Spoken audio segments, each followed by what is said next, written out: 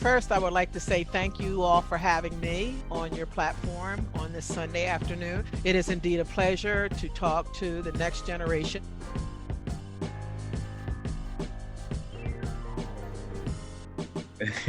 My question is, how did you get into social working? One day there was an accident, a horrific accident. A young fella was hit by his bike was hit by a car.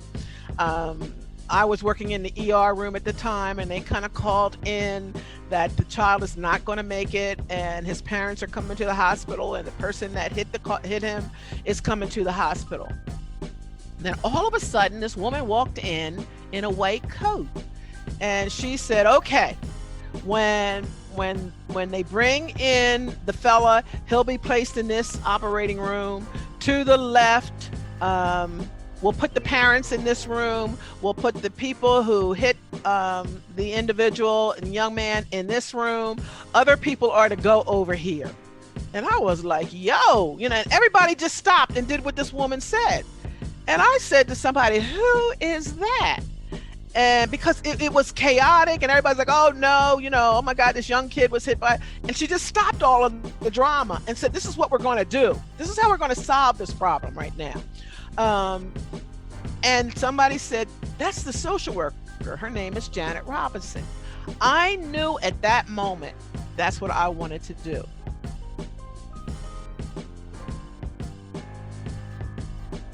If you have one question that you'll lose your mind if you don't ask it, I'll give you an opportunity to ask that question now.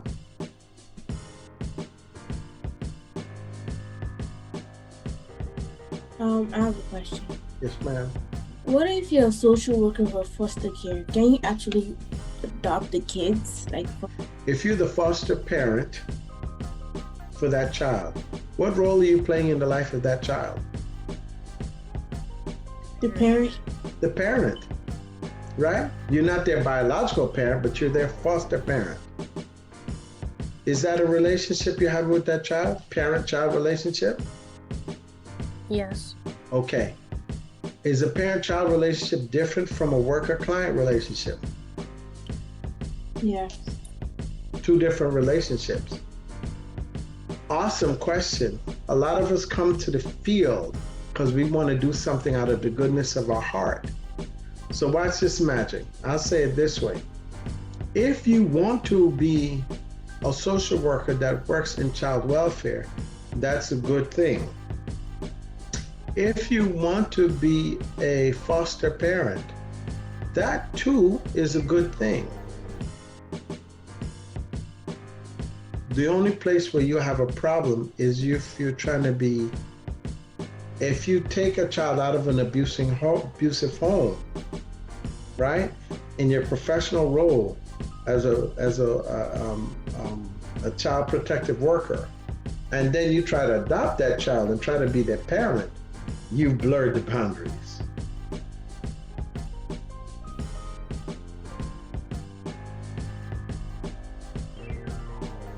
Hello to you and to all of the great participants and students of this exciting program to inspire and recruit a new generation to our fabulous field of social work.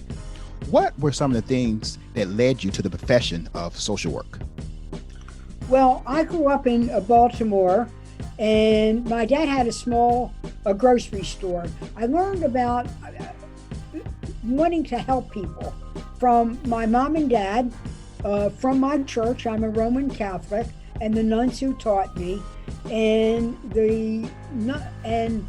with mom and dad, they would open their grocery store every morning and say, "Good morning, can I help you?"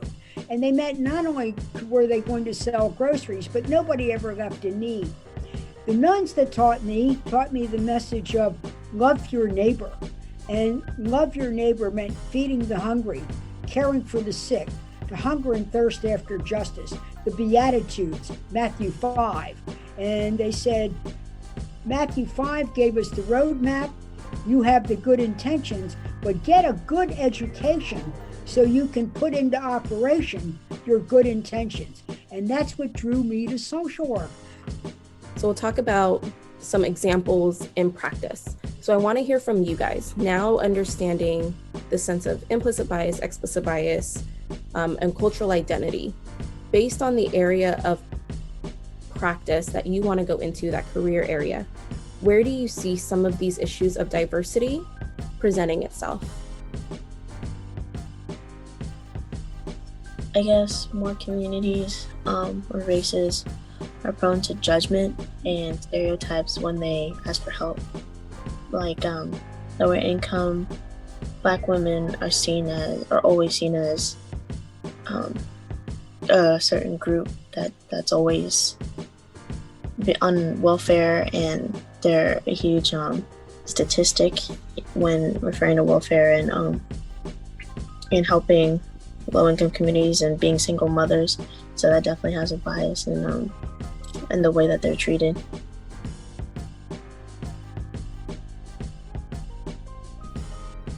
Valuable to us to really understand whatever issue becomes important to us, really needing to understand where does the advocacy or lobbying need to go.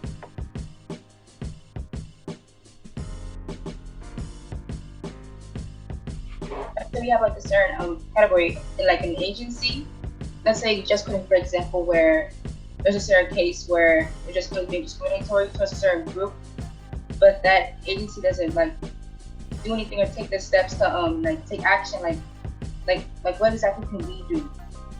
Organizations have like a board, so it might be reaching out to that. It could be reaching out to other influencers. If you, sometimes organizations that are struggling, people who want to advocate against that organization will look at where they get their funding from and then go talk to the people who provide that funding, right? So again, that becomes part of that. How do you educate yourself on where are the different decision points? In the end, sometimes, I'll be honest, sometimes an organization doesn't want to make change, and maybe it means that you're not part of that organization anymore too. So sometimes you have to make a decision to put your energy and your commitment to something that is going to be more aligned with your personal perspective and needs too, and hope that organization at some point learns. But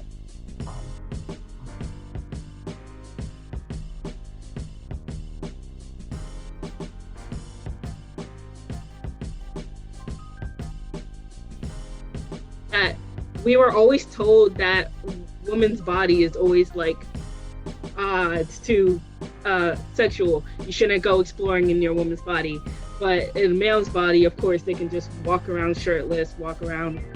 They can walk around basically in their boxers and still, for the most part, will be fine. If you noticed, all of you really cared about the people you were talking about, right? The women, mostly women, who were selling sex and what is there, and wanting to protect them. Now, you all went about it different ways, but if you think about debating a policy and coming into an arena, can you find some common ground? What is the common ground? And I saw that in all of yours, so I wanted to point that out.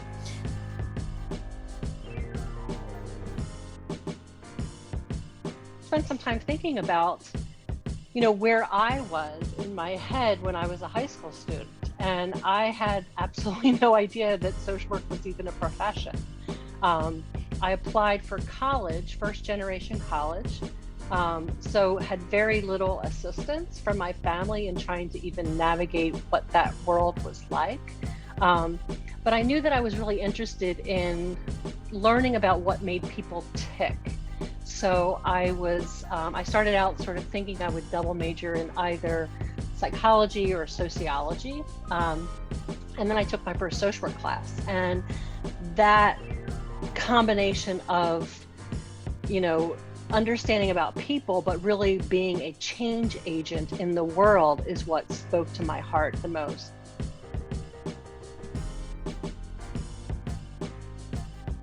Sparked my curiosity that she said that you were a first generation student, because I'm also a first generation student, and I'm applying for first generation college now.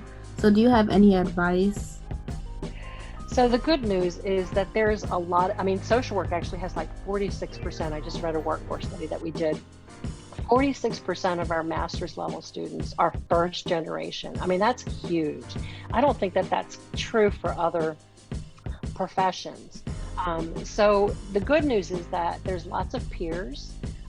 There's lots of people like me who have gone into faculty and other positions who come from that experience. So make sure, because I definitely was limited by the lack of experience of my parents, who didn't really have any way to advise me about, you know, what choice of college and how much loans to take on. And I mean, it was just a completely foreign world. And so I didn't know it at the time, but there were more people around that had a similar experience that I could have been reaching out to. So my recommendation is that you find other first gens. You know, share your experiences, support each other, learn from each other, lift each other up as you go. And I think that there's just a tremendous amount of support.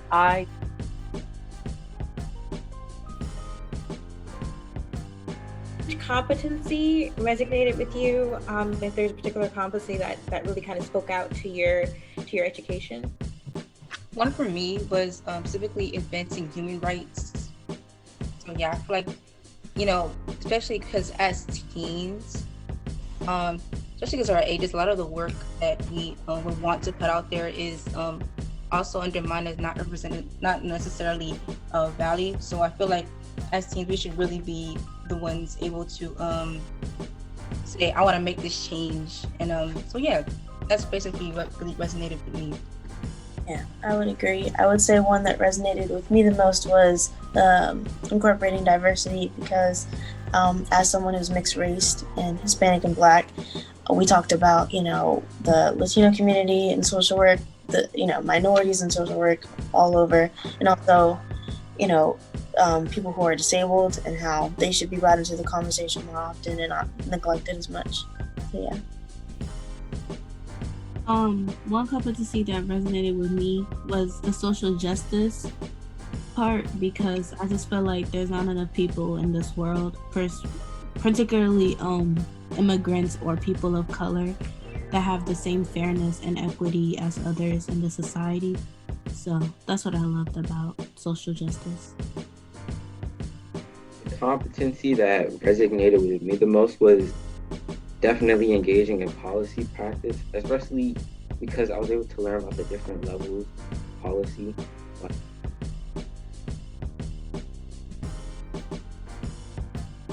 Did anyone of our cohorts want to give what they loved and didn't so much love about the experience you've had over the past 6 weeks as we've been conversing with everyone we have? And do you have any questions about it? Let's start with Antonio. Did you have any comments about the experience you've had with us? Well, I didn't really know about a lot about social work before this program, so I'm glad that I actually got to learn a lot of stuff during these 6 weeks, and I don't really have any questions, but yeah. When I first started, I didn't really know anything about social work or what it entailed, but going through it, I realized just how much it entailed and like how many things I can relate to, and that I'm like, yeah, this is definitely something that I'm like would want to join in on a conversation for. Yeah, I have a little something to say. First of all, yeah, okay, about social work, I agree with both Joyner and Antonio on how I didn't really know much about the profession until this program. And it was like almost like an eye-opener to me on this type of work, because it's not really talked about in school as much as other professions like being a doctor or nurse or something like that. And like a little concern for me is that I have is that on social work on how it can be incorporated into subjects that many people would want to do, such as subjects that aren't really brought up, that many people may influence with social work, just such as STEM. For activity was, I can definitely say, the debate. I've always like wanted to debate, but I never actually had a formal debate, so that was my first formal debate. Similar to everyone else, and actually Dr. Coffey herself, because she said when she was in high school she didn't know social work was a profession. before this program, I did not know social work was a profession. And like this program has introduced me to social work, which is, I feel like it's the right profession when it comes to just advocacy and activism. Because like she says, social workers are people who change, who are working to change. And this program has galvanized me into incorporating my future, like incorporating social work into my aspirations. But similar to what Erica said, it's not something that's talked about often. So there should be something done to integrate social work into like our high school curriculum.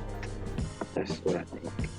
Even early on from like elementary school, because you know when at the first day of school when people are introducing themselves, say what they want to be in the future, I've never heard social worker. So that's something I want to be able to like go to elementary school 10 years from now and be able to hear kids say, I'm going to want to be a social worker. Interesting. I like that. Absolutely. Yeah. So, Well, we're trying. No. It's really quick. I promise. I'm sorry, but I don't know if Miss Shanti did this on purpose, but we sort of started and ended this like cohort with two of like the biggest, important, most influential leaders in social work. Because we started off with the president of the NASW, and now I don't know. I think she did that on purpose, but she probably did. And that's the whole motive of the program, just spreading awareness and spreading education on what social work is, because it's everywhere. And we've definitely learned about that through these past 6 weeks, and I'm so happy to hear that everyone's been so enlightened by it, what we've learned. So